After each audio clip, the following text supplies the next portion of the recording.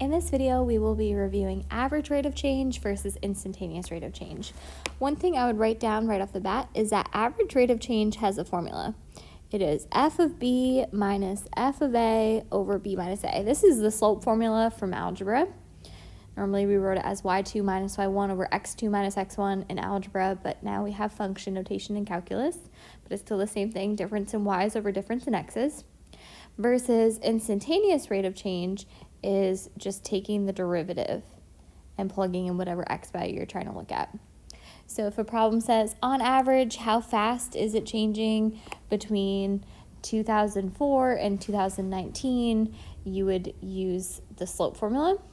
Versus if it said, how fast was it changing in 2022? You would take the derivative and plug in that t value.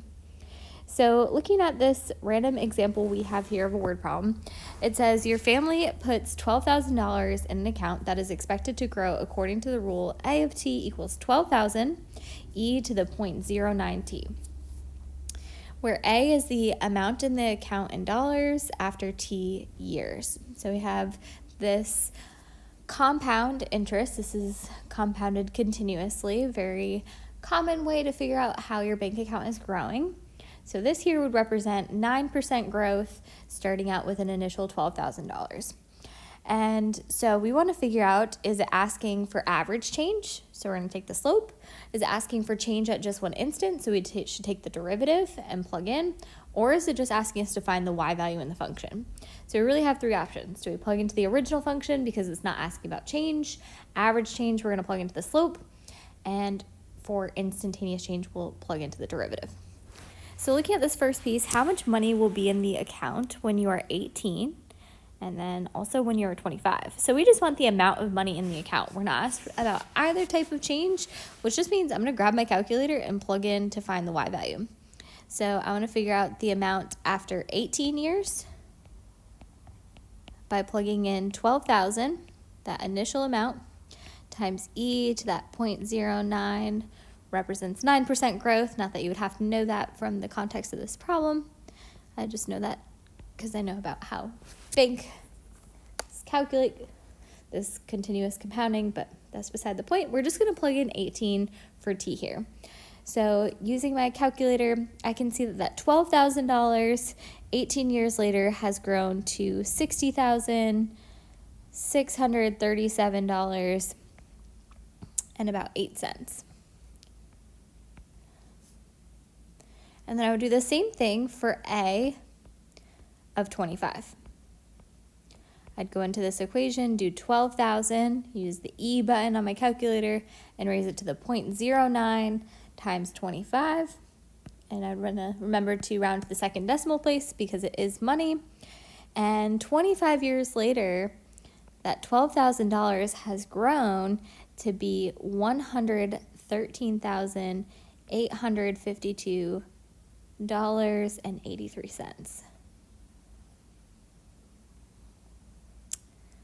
So the next part says, on average, how fast is the account balance changing between year 18 and 25?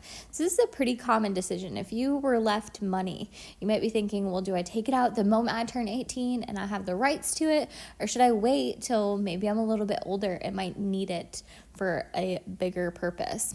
So should we take it out when we're 18 and 25? Well, let's compare by finding how fast on average this bank account is changing. Are we going to make a lot more money if we just leave it there?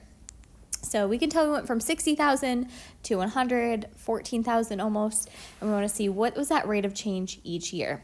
So we're going to find the slope formula because it says on average, and we're looking between 2 years. So average rate of change, we're going to plug in f of b minus f of a over b minus a, or for this one, we're going to find a of 25 minus a of 18, difference in the y values, over difference in x's, or in this case t values because it's time. So we know that at 25 we would have $113,852.83 minus at 18 we just had $60,637.08. There's our difference in y values, which we found in part A, which is nice. divided by the difference in the t-values. From 25 to 18, we're talking about waiting 7 extra years. 25 minus 18. So if we subtract the difference in the top, our y values, it's gone up by $53,215.75 in that 7-year period, which means the average rate of change is that it was growing by $7,602.25 per year. Always 2 units on rate of change. So it was increasing because we had a positive slope. It was increasing by $7,602.25 per year. So dollars per year for that, which I can tell because the numerator was measuring in dollars and the denominator was talking about our age in years.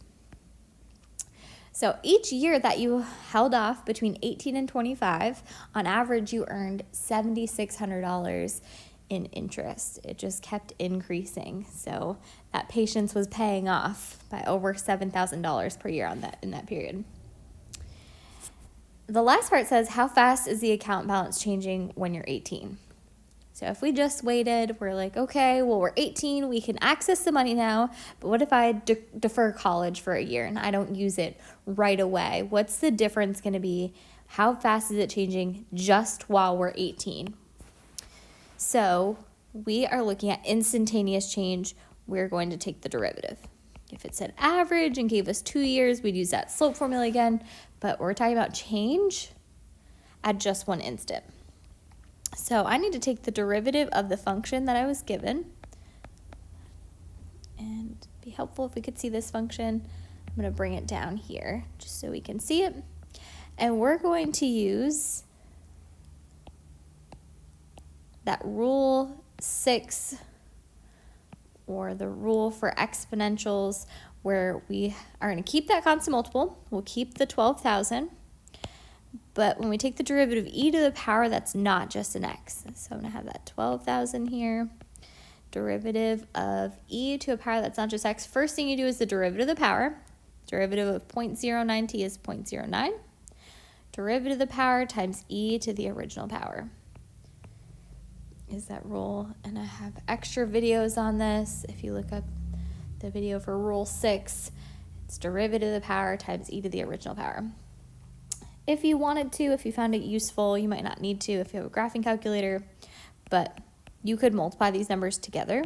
If you have a scientific calculator, it is more helpful to narrow that down. 12,000 times 0.09, you end up with a 1,080 out front, e to the 0.09t. This would tell us how fast the money in the bank account was changing for any year we wanted to plug in. But we were asked about when we're 18, what's happening that year? This is a good question because the more money in the account, the faster it's going to grow. Kind of like a snowball, just keeps picking up more and more speed, gets bigger and bigger. So we know on average between 18 and 25, we were growing by $7,600 per year. But what happened just while we were 18? So we'll plug into this 1080 e to the 0.09 times 18. That year alone, just waiting when you're 18, it was growing by $5,457 and about 34 cents per year. There's that instantaneous rate of change. Again, rates of change have 2 units. This is in dollars per year. So just waiting while you're 18, your account's going to grow by almost $5,500 per year at that instant. So there's an example of a word problem. They're kind of intimidating at first, but you're either plugging into the original function if it's not asking about change. Average change is a slope formula. Change at an instant is taking the derivative, using your regular derivative rules, and then just plugging in. Make sure on the rates of change you have 2 units versus for these y values, it was just 1 unit. It was just measured in dollars. And again, this is really how bank accounts work. This is modeling a 9% interest rate on originally what was $12,000.